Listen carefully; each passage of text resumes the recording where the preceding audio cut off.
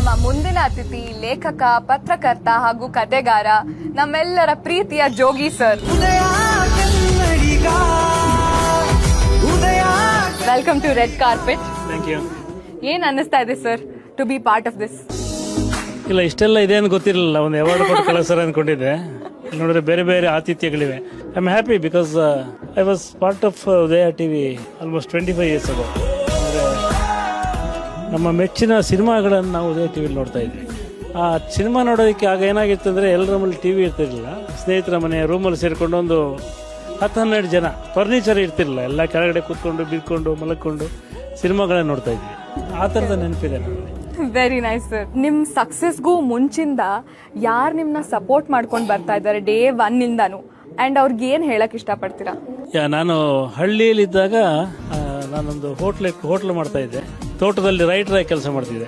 Writer ಅಂದ್ರೆ ಈ writer ಅಲ್ಲ, ಆ ತೋಟದಲ್ಲಿ ಅದಕ್ಕೊಂದು ರೈಟರ್ ಅಂತ ಹೇಳ್ತಾರೆ, ಒಂಥರ ಮೇಸ್ತ್ರಿ ಅಂತ ಹೇಳ್ಬೋದು. ಆ ಕೆಲಸ ಮಾಡ್ತಿದ್ದೆ. ಆಗ ಒಬ್ಬರನ್ನ ಲವ್ ಮಾಡ್ತಾ ಇದ್ರು, ಆ ತೋಟದ ಮಾಲೀಕನ ಮಗಳು. ಸೊ ಅವರು ಅಲ್ಲಿಂದ ಇಲ್ಲಿ ತನಕ ನಾನು ಸಪೋರ್ಟ್ ಮಾಡ್ಕೊಂಡ್ ಬರ್ತೀನಿ. ಐ ಮ್ಯಾರಿಡ್ ಹರ್. ಆಮೇಲೆ ಆ ತೋಟದ ಮಾಲೀಕರ ಮಗಳನ್ನೇ ಮದುವೆ ಆದ ನಾನು. Beautifully shed sir. Nice love story ಇದು. ಸೊ ಈಗಿನ ಕಿರಿಯರಿಗೆ ಏನ್ ಹೇಳಕ್ ಇಷ್ಟಪಡ್ತೀರಾ ಸರ್? ಕಿರಿಯರ್ ಏನ್ ಹೇಳಿದ್ರು ಕೇಳಲ್ಲ, ಹಾಗಾಗಿ ಅವರಿಗೆ ಏನು ಹೇಳಬಾರ್ದು, ನಾವು ಮಾಡಬೇಕು, ಮಾಡಿ ತೋರಿಸ್ಬೇಕು. ಮೊದಲನೇ ಮನೆ ಒಂದು 3 ಬಾಗಿಲು ಅಂತ ಒಂದು ಸೀರಿಯಲ್ ಬರ್ದೆ. ಆ ಸೀರಿಯಲ್ ದುಡ್ಡಲ್ಲಿ ಮನೆ ತಗೊಂಡು.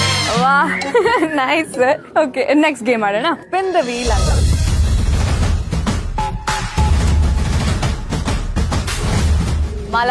ಮಾಲಾಶ್ರೀ ಅವರ ಬಗ್ಗೆ ಒಂದೇ ಒಂದು ಮಾತು ಅಂದ್ರೆ, ಅವರು ಕನ್ನಡದ ಹೀರೋನ ಅಂತ ಗೊತ್ತಾಗಲ್ಲ. ಯಾಕಂದ್ರೆ ಒಂದು ಕಾಲದಲ್ಲಿ ಅವರು ಇದ್ರೆ ಸಿನಿಮಾ ಗೆಲ್ತಾ ಇತ್ತು ಅಂತಿತ್ತು. ಅವರ ಹಲವು ಸಿನಿಮಾಗಳು ನೋಡಿದ್ದೀನಿ. One of the best actors. Nice sir. Thank you so much. Thank you very much.